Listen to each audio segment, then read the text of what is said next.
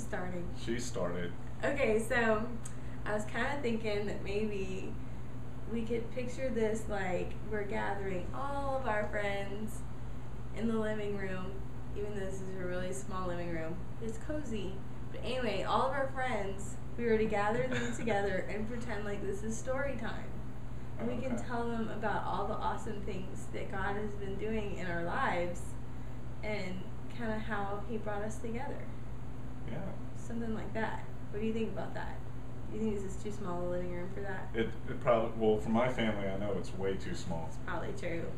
We might need to like knock that wall out, see if we can buy your neighbor's townhome. But then they would have to move in. Yeah. That's too much. I don't think that would work for us. Right. So I think we should video instead. Yeah, that's kind of what we came up with. Yeah, I think that's a good idea. Okay. So how did we meet?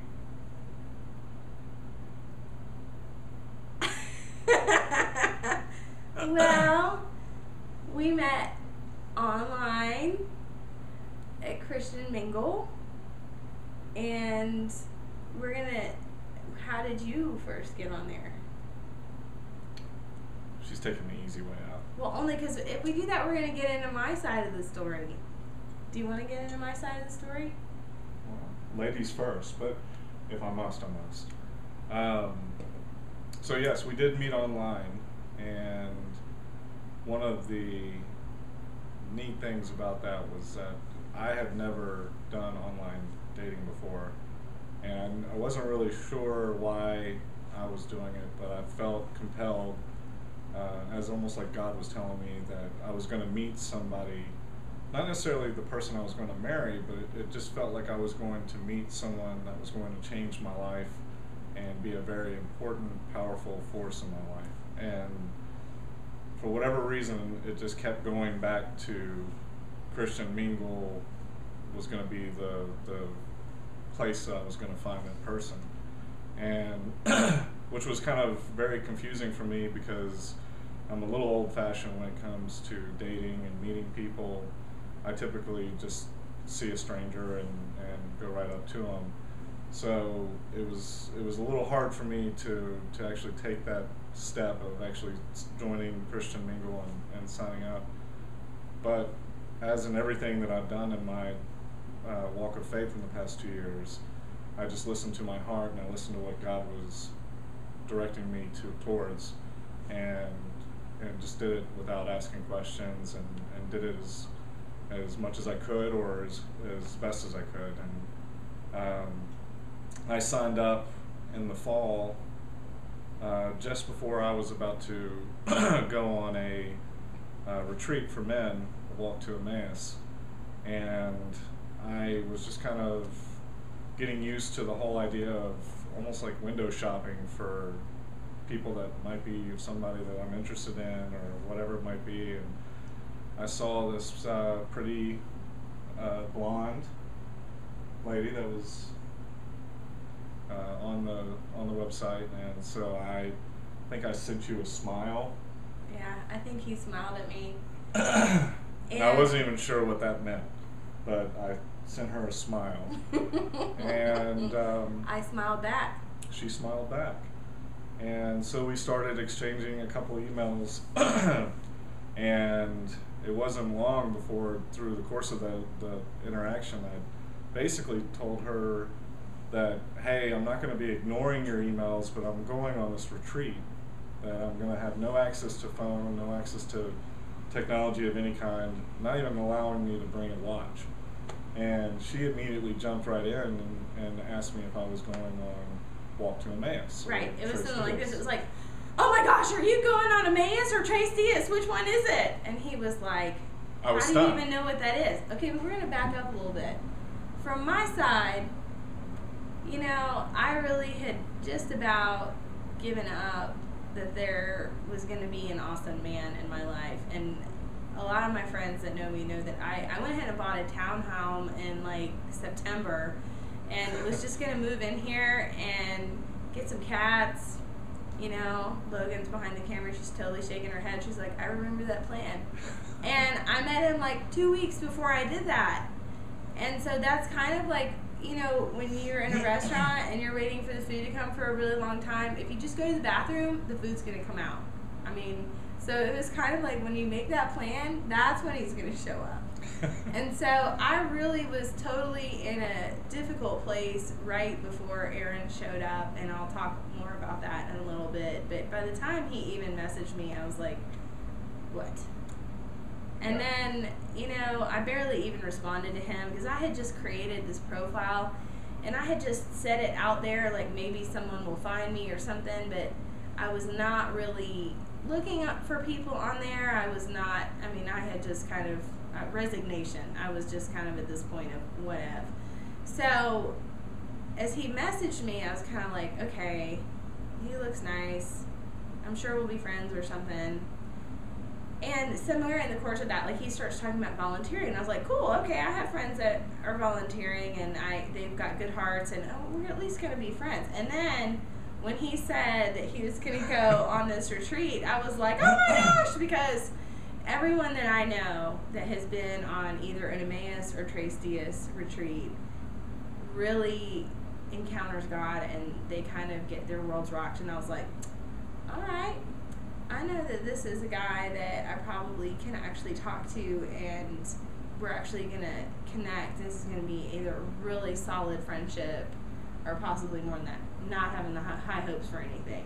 So meanwhile, he goes on this retreat, and we started talking back and forth, blah, blah, blah, blah, you know, and then he comes back. Well, I need to back up a your little turn. bit. So I was very unsure of myself as far as online dating and not really knowing how to even do it, really. So it was really just like I was drawn to her picture because, I mean, she was beautiful, and that was obviously kind of window shopping when you're doing something online. And so we started talking, and I clearly immediately knew she was a woman of strong faith, and she started talking about how she could sing. And just before I went on Emmaus, she emailed me a couple of her songs. And I remember opening the email, and I was looking at her, and I was trying to picture what kind of voice she would have and that kind of thing. And when I listened to her song, Lay Me At the Foot of the Cross, yeah. And I literally melted, and it just completely floored me, and to the point of tears. I mean, I was really just rocked by that, and I listened to it over and over and over again, and I just fell in love with her voice. I mean, it really touched me in a way, and I don't think I've really fully told you that to this point, but it really just rocked my world, you know, and I went to Emmaus, and that knocked me out of the park. And she knew exactly what I was walking into, and when I went there, it was such a deep, moving 3 days, and I got back, and you're just raw, and you're kind of revved up, and a lot of emotions are kind of flowing through you, and she immediately wanted to talk about it, and she had actually taken the time to write me a letter for me to read, and I read it, and I was like, here's this complete stranger that I just met online, and she's so interested immediately in all the things of Emmaus and my volunteering and where my heart is, and she's given me 42 behavior, like personality tests and all that kind of stuff. All the assessments. And kept asking me when my homework was due, and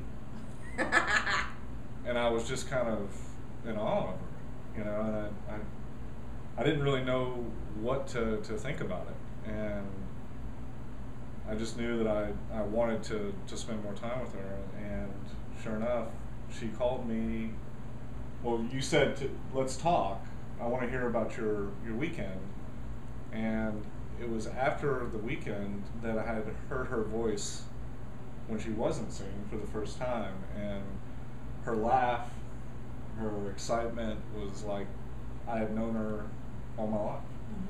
and it was just such a cool, surreal kind of thing, and I just felt at ease with her, and so she invited me not long after that to go to a concert. Yeah, so I'll step in here. Oh. I was on the phone. We talked on the phone for the first time. He got back late Sunday night. The first time that we talked was on Monday afternoon. Mm-hmm. And I remember being on the phone with him going, oh my gosh, I feel like I could take him anywhere. Like, I have so many different kinds of circles of friends. And I was like, I feel like I could bring him along for the ride anywhere. And I'm so comfortable with him, you know. And then at the same time, I was like, dang it. What do I do with that?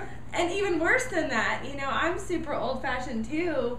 And I had these tickets for Mumford & Sons, and this is a huge shout out to my former coworker Denise, who was supposed to go with me and Logan and Rick to go see Mumford & Sons, and we've been planning it for months, and then Denise couldn't go, and I knew I had a free ticket for the next day. So this is like Sunday he gets back from the retreat.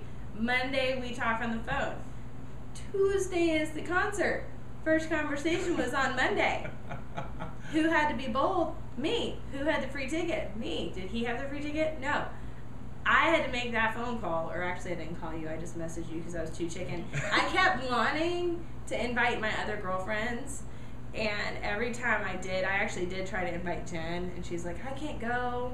And then I tried to invite another friend and was like, no, I'm not supposed to invite them. I'm supposed to invite you, aren't I, God? So she did, and I was like, it's a day's notice. He's not going to be able to go to that. And I did. And so I jumped at it, and although I knew only one song of Mumford & Sons, I will wait for you.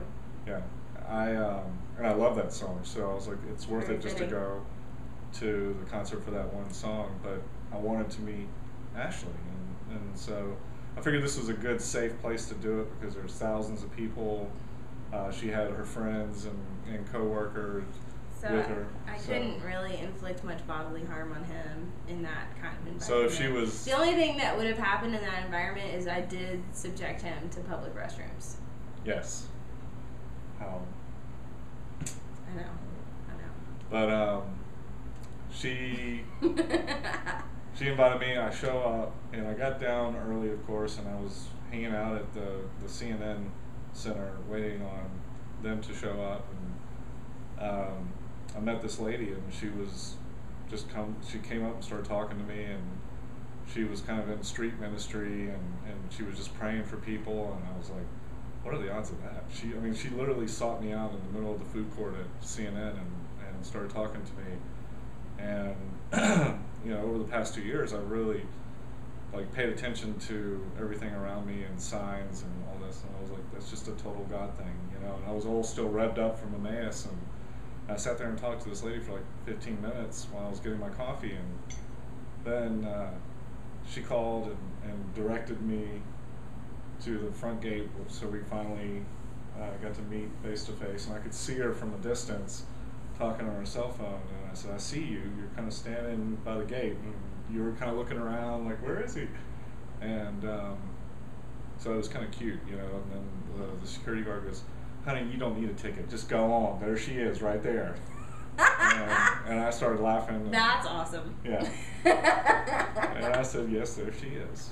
And so we had a wonderful evening, and I was just thrilled. I mean, again, it felt very comfortable, and like I had known her for a long time. And here, really, I've only just met you for the first time, and we've literally communicated mostly through email and a couple times on the phone at that point. But I knew where her heart was, and we had shared so much through our faith and talking about things that were important to us. And you know, just when you go through that walk to Emmaus weekend, your whole body just has opened up, and you're receiving everything very clearly because you're so raw and open, and I just had a blast. I mean, it was such a beautiful night with the skyline of Atlanta, the music was awesome. The set was awesome. I remember, I just remember the set being so cool because it was kind of like the light bulbs going down and taking pictures of you and Logan and just venturing off to the porta potties and all that. Sorry, but, I didn't know it. I just didn't know. But we had a beautiful evening, and then I hugged you, and you went your way, and I went my way, and I wasn't really sure if that was a date or if it was just kind of a feel each other out, but the journey continued at that point. And then we went home, and I texted him, letting him know. I felt like we'd known each other for a really long time. Like, even the first time we met, I felt like I'd known you forever. Yeah. And the first 3 or 4 weeks that we were together hanging out, I feel so weird to say that, the first 3 or 4 weeks, we felt like we'd known each other for so long, and we were finishing each other's sentences. And then every once in a while, there'd be something that I wouldn't know about your past, or you wouldn't know about mine. And it just felt so weird. It felt like, wait, you should know that. Oh, wait, we hadn't had time to even tell those stories yet. Yeah. And so that night we went home and we were chasing squirrels. Yes. What? What? So anyway, I remember that night we went home and we were texting, and somehow we got into this text conversation about the fact that we both seriously hate clowns. I was like, I always thought that Stephen King was right. And he was like, shut up, you hate clowns too? So that was like, and a whole bunch of other things like that were that stupid and awesome. And so, and the deep things as well, mind you. But that was just really hysterical. What was the term that we came up with that we call those? Which one? Chicken. Oh, chicken butt. That's because I went to say to you at one point, I was like, guess what? Chicken butt. And you didn't answer, and I was like, well, I was going to say chicken butt, and he was like, oh my gosh, that's what I was going to say. So that ended up being that, and then we got made fun of because when we went out. You can edit that part out. Right. So we got made fun of because when we went out to what may or sort of kind of been our first date later, we were both talking and having a great time, and we ended up ordering the same thing and whatever, and then the waitress came through and made fun of us because we both had each left one bite of steak left on our plate. She was like, are you guys gonna both of you eat each of you that one bite of steak left on your plate? And we were like, what? We just did that? What? Anyway, we can edit that part out later. So what next? So probably